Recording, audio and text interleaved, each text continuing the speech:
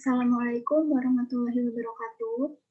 Perkenalkan, nama saya Fitri Nur Aini, NIM 18101085080, Prodi Pendidikan Ekonomi. Video ini dibuat untuk memenuhi tugas mata kuliah telaah kurikulum. Dosen pengampu Ibu Dr. Sri Astuti, MPD.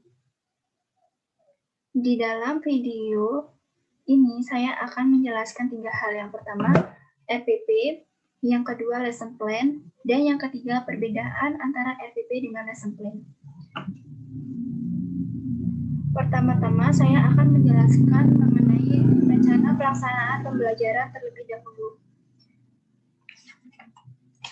RPP merupakan rencana kegiatan pembelajaran yang dirancang oleh guru, baik dalam pembelajaran tatap muka ataupun pembelajaran secara luring ataupun daring, yang bertujuan untuk memudahkan guru dalam proses belajar mengajar. RPP dibuat tetap mengacu kepada silabus, di mana silabus mencakup seperti kompetensi dasar dan kompetensi inti. Materi atau istilah lain, RPP dikembangkan dari silabus. Di dalam rencana pelaksanaan pembelajaran atau RPP kurikulum 2013 terdapat RPP 1 lembar, di mana RPP 1 lembar mencakup 3 komponen. Komponen yang pertama yaitu tujuan pembelajaran, kegiatan pembelajaran, dan evaluasi. Selanjutnya saya akan menjelaskan satu persatu komponen yang ada di RPP. Yang pertama, di dalam RPP 1 lembar terdapat identitas sekolah yang meliputi nama sekolah, mata pelajaran, kelas atau semester, materi pokok, kompetensi dasar, dan alokasi waktu. Alokasi waktu disesuaikan dengan keperluan kompetensi dasar dan beban belajar peserta didik. Untuk kompetensi dasar, KD adalah sejumlah kemampuan yang harus dikuasai oleh peserta didik dalam pelajaran tertentu. Dalam merumuskan kompetensi dasar tetap mengacu kepada silabus. Selanjutnya, merumuskan tujuan pembelajaran. Tujuan pembelajaran menggambarkan proses dan hasil yang akan dicapai oleh peserta didik. Tujuan pembelajaran dibuat berdasarkan kompetensi dasar dan indikator.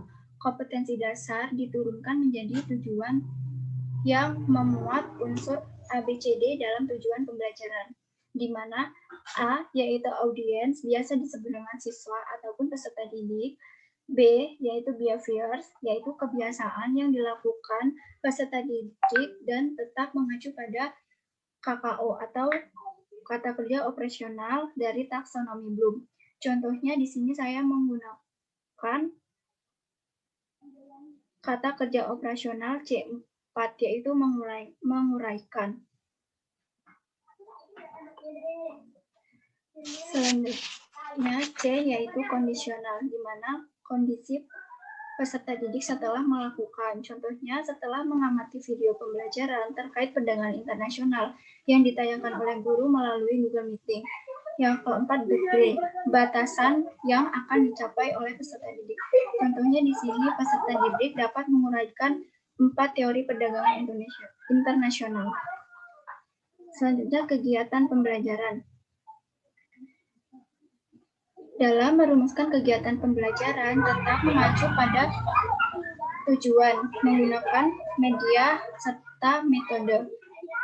Di dalam langkah-langkah pembelajaran terdapat 3 komponen, 3 kegiatan, yaitu kegiatan pendahuluan, kegiatan inti, dan kegiatan penutup. Terdapat deskripsi kegiatan pada kegiatan pendahuluan seperti apersepsi dan motivasi. Kegiatan inti di sini guru memainkan model pembelajaran, dan kegiatan penutup dengan menggunakan media atau sumber belajar yang akan dilakukan guru dalam menunjang deskripsi kegiatan pada langkah-langkah pembelajaran. Selanjutnya yang terakhir yaitu penilaian. Penilaian mencakup 3 komponen, yaitu penilaian pengetahuan dan penilaian sikap dan penilaian keterampilan.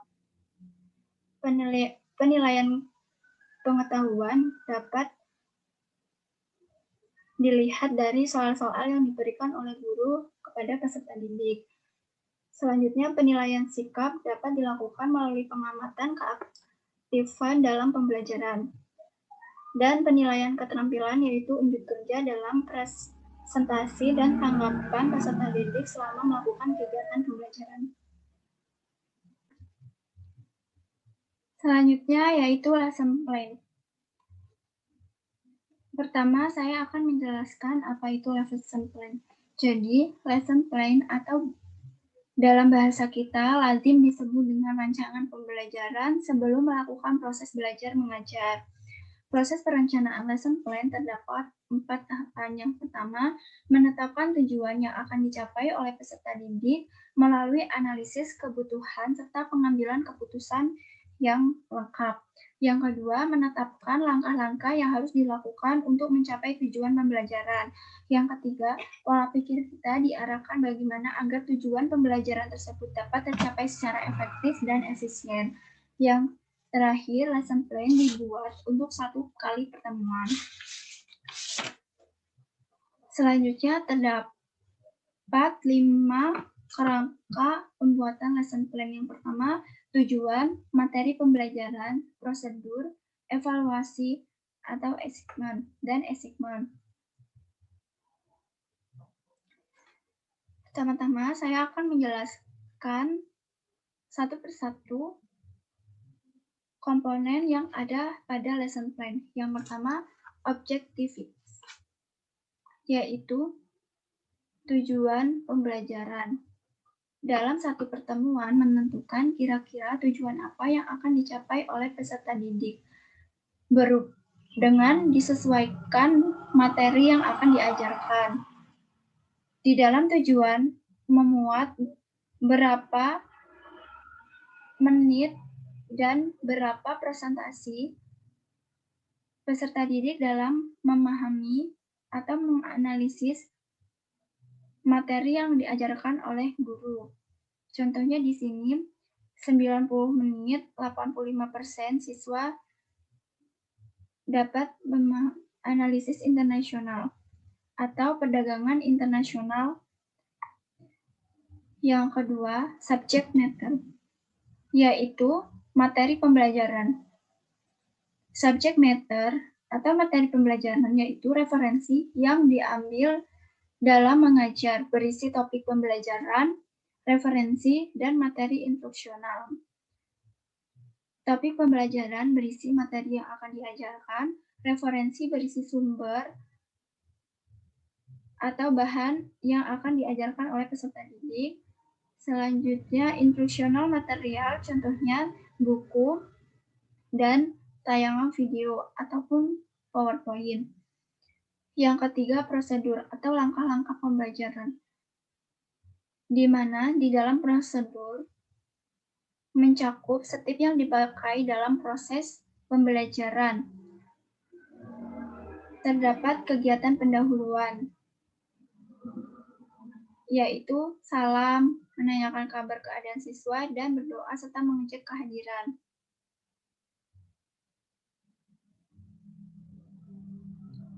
Yang kedua, motivasi. Guru memberikan motivasi melalui sebuah game yang bisa membangkitkan minat peserta didik dalam melakukan pembelajaran.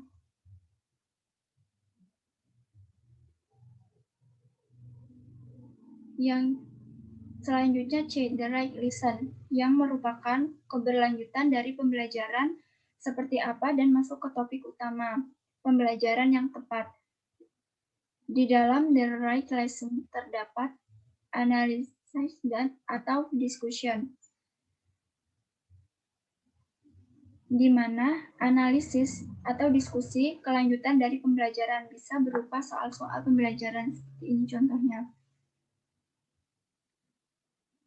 B, abstraction, yaitu gambaran atau garis besar yang akan dilaksanakan dalam sebuah pembelajaran.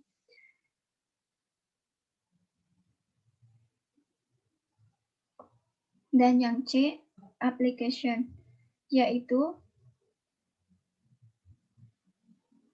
berisi lembar kerja siswa.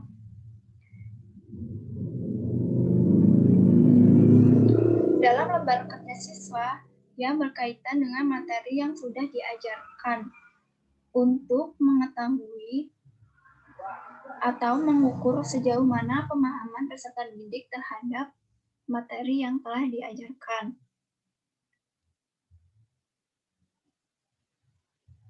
Selanjutnya terdapat evaluasi, yaitu berupa lembar kerja siswa. Di dalam evaluasi, guru bebas menentukan model soal baik bentuk esai, pilihan ganda, atau melengkapi suatu kalimat. Dan yang terakhir, assessment, yaitu setiap akhir pembelajaran, guru memberikan tugas kepada siswanya. Dan yang terakhir, saya akan menjelaskan perbedaan antara RPP dengan lesson plan. Dilihat dari tujuan. Tujuan pada RPP dan lesson plan tidak jauh berbeda, di mana keduanya memiliki konsep ABCD. Dan di lesson plan juga terdapat audience dan degree. Yang membedakan hanya di tujuan. Lesson plan terdapat alokasi waktu, dan di dalam RPP tidak terdapat alokasi waktu. Contohnya sebagai berikut. Yang kedua, di dalam RPP tidak terdapat pokok permasalahan atau subject matter, namun yang berisi materi, referensi, dan materi instruksional. Namun, untuk materi media terdapat pada identitas media dan alat sumber belajar. Yang ketiga, langkah-langkah pembelajaran. Langkah-langkah pembelajaran di dalam RPP dijelaskan secara terperinci, mulai dari kegiatan pendahuluan hingga kegiatan penutup yang ketiganya saling berkaitan. Sedangkan di dalam lesson plan terdapat kegiatan pendahuluan dan motivasi. Selanjutnya, di dalam RPP penilaian dilakukan melalui 3 komponen, yaitu penilaian pengetahuan, sikap, dan keterampilan. Dan di lesson plan, penilaian dilakukan melalui soal-soal yang diukur dengan analisis atau diskusi dan evaluasi.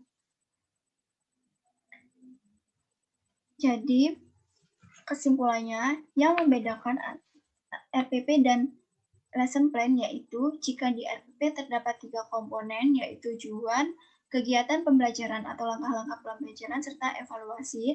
Di dalam lesson plan terdapat 5 komponen, yaitu objektivitas atau tujuan, subject matter atau materi pembelajaran, prosedur, langkah-langkah pembelajaran, evaluasi, dan assessment. Terima kasih, itulah yang dapat saya sampaikan, kurang lebihnya saya mohon maaf. Wassalamualaikum warahmatullahi wabarakatuh.